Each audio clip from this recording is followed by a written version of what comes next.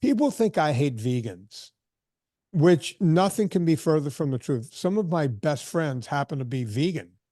One of them is a vegan, you know, big time vegan on the internet, Rich Roll.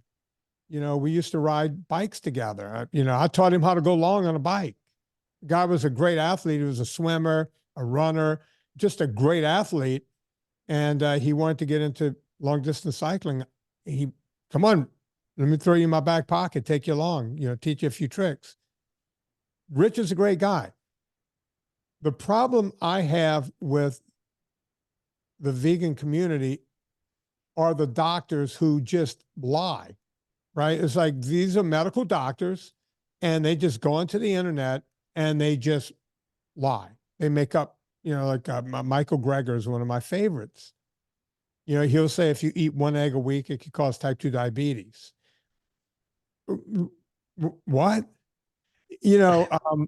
Dr. McDougall, who just openly will stare into a camera and say, the way to get rid of type 2 diabetes is to eat sugar and more white rice. Oh my These goodness. are facts. And by the way, it's like, oh, come on, Vin, you're paraphrasing. Folks, you can go on and find these doctors saying these things into a camera, right? And that's who I have a problem with. Hell, one of the people that helped me more than anyone when I first moved to Southern California was an actress named Alexandra Paul. Staunch vegan, has gone to jail for, protesting things and all this kind of stuff on the PETA and vegan side and the whole thing. I love that woman. Love her, right? One of the biggest vegan. I have no problems with any of these people, but when the doctors start lying, we have a problem. Yep. Couldn't agree more. You mentioned community, and I just was so excited to kind of tell you this. Last year, I was at KetoCon, which I don't think your new film is going to be premiering at Hack Your Health this year, rebranded from KetoCon. I'm guessing it's not going to appear at that show. But anyway, I had become really good friends through another conference with our mutual friend, Robin Dobbins. And Yeah. I got invited one night to go with a group of NSNG people, no sugar, no grain, a community that you created, to go to a barbecue in Austin. And they offered me a ride. I accepted for sure. I was really excited to spend time with these people. We had the most lovely evening in the backyard of this barbecue joint with a group of 20 or 30 people that were all NSNG, had found you and your work. They were all various ages, various health statuses. Some people were very fit. Other people were still on their journey of becoming more fit. They were some of the kindest and most friendly people I've ever met. None of them were dogmatic. They just did the best they could to follow exactly what you've been promoting for over a decade now. No sugar, no grain. I had a lovely time. And like I said, this community is so, by and large, friendly and happy and accepting and non-dogmatic. I really, really appreciate that you created this community and help kind of set that up. I think it's wonderful. Yeah, I've from the beginning, because I took it from working with my clients, for decades before that in Hollywood, and said, okay, I'm sending this out to the general public, but I want to make sure that people don't look at this as a diet, because diet, once you put the D word in there, then, now once you give someone a diet, the first thing they do is, okay, how can I work my way around this diet? What can I do to cheat? Right. And that's kind of what this fourth movie is about. It's like guys like me created this low carb movement online. And then the first thing that happens is industry comes in and goes, hey, you can start cheating. And that's why I call NSNG a lifestyle. There is no ifs, ands, or buts. Your liver works as a meritocracy. Whatever you put into your body, your liver will, say, hey, here it is. Right. I'll give you an example of that. There's this woman who she lost, I want to say she was right at 90 pounds weight loss. And she works as a school teacher or something. She doesn't have all the money in the world. So she couldn't set up, consults with me. I do these consults where people can call and set them up. She couldn't really afford that. But I saw the woman was coming along, and I quietly help those people. And I'll get their email address or their phone number, and I'll text them and write to them and this kind of thing. Well, at some point, this woman started backsliding. She was 90 pounds down. She still had about 125 pounds to go. Right. So you go, oh my God, 90 pounds. Oh my, yeah, but she wasn't halfway yet. And she started gaining some weight back and she started sliding backwards. She had like an 11-pound backslide. And I said, what's going on? She goes, oh, work is stressful, the kids, the dog, blah, blah, blah, blah, blah.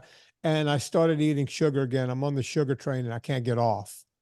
It's an addiction, Casey.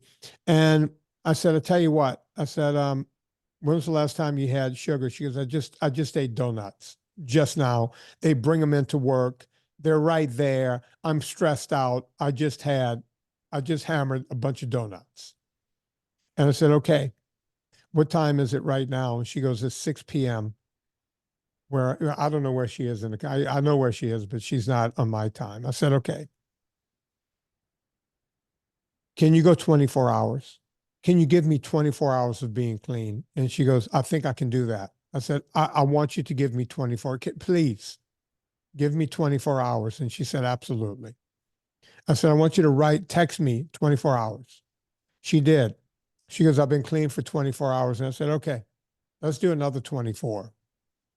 Long story short, we've been doing that every single day in, day out, weekends, everything for about 3 months. And the woman hasn't had sugar in 3 months and not only gained back the 11 pounds that she lost back the 11 pounds she gained, but she's now moving in a direction of losing that last 125 pounds. She's lost a lot of weight, but it's one day at a time. It's one day at a time. And people go, you like what you do? It's like, oh yeah, when I could get people like this and just be there and help them. Yeah, I'm good. That's a life well lived. It's amazing. Wow, that's amazing. Yeah, exactly what you're describing is addictive behavior. I follow a fairly strict carnivore diet. That's just what works well for me. I don't do well with most carbohydrates. I just don't. And sometimes, very rarely, but every few months, I might go off a little bit. And a reason recently that I went off, it was a few weeks ago, and I was craving peanut butter burgers, which I don't know if you've had one. It sounds kind of gross, but it's like a normal. What the heck? I love peanut butter, so do tell. Most people give me a really gross look, and trust me, I thought it looked disgusting for a long time, but I used to have them, and it's like it's got the sweetness of the peanut butter and a little bit of crunch, and like this time I decided to have it with a bun, and I just I bought one package of the buns, I bought one thing of peanut butter, and this is peanuts, like it's just peanuts and salt, like nothing else in it, no sugar, whatever. I had that jar, and it was gone, bottom of the jar in 3 days. Wow. That's how quickly it took me to get through that thing. I can't have it. I'm an addict. I believe that. And like if I have a little, I have a little more and a little more and a little more, and then I have to finish whatever I have. And it's like, what? Why am I doing this to myself? My anxiety comes back. I don't sleep as well. It takes a little while to get back to like feeling good and optimal again. And it's such an addiction, man. It's exactly the way you said it. It is, and I'm no better than anyone else. I have a sugar addiction. That's why people go, oh, you're so stoic. You could just stay away from sugar. It's like, no. I'm like an alcoholic. And I know this because there are two people in this world that I love who are both, I call them former alcoholics, but former alcoholics still call themselves alcoholics. One's been sober for 38 years and the other one for, I want to say 16, 17 years. He's been going for a while. And I follow, since they're very close to me, I follow what they do in AA for my own addiction to sugar. That's why I stay away from it. But unlike them, they can never have a drink. Every now and again, I'll sneak a little sugar, but it's very well controlled, right? And it's literally like twice or 3 times a year. It's usually Christmas time at the in-laws or something like that. But I'm very controlled about when I do it, right? And I don't do, well, once a month or once a week, I'm going to have a cheat. I cannot do that. I cannot cheat once a week. As a matter of fact, we haven't talked about it on this show, but for your audience, I'm going through chemotherapy again because of chronic leukemia. And I've been so spot on. I mean, I just told my wife, because I can't leave the house. I can't be in public because my immune system is shot. I said, honey, I need some more coconut oil. And she was like, I just bought you a jar like the other day. I went, oh yeah, I'm done. I need another jar. I went through a jar of coconut. I'm so hell bent on keeping my ketone levels high right now while I'm fighting off infection. And if you talk to my friend Mary Newport or any, have you ever had Mary on the show, by Of the way? course, she's a sweetheart. I was My so happy God. to see her in your latest movie. By the way, she's coming out on my podcast, my Friday show again very soon. Oh, Um, good. Mary will tell you that, there's antimicrobial, properties to coconut oil and all this kind of stuff. I've been eating that through my, going through my cancer thing again, like there's no tomorrow, right? Just keeping my ketones way higher than I normally would.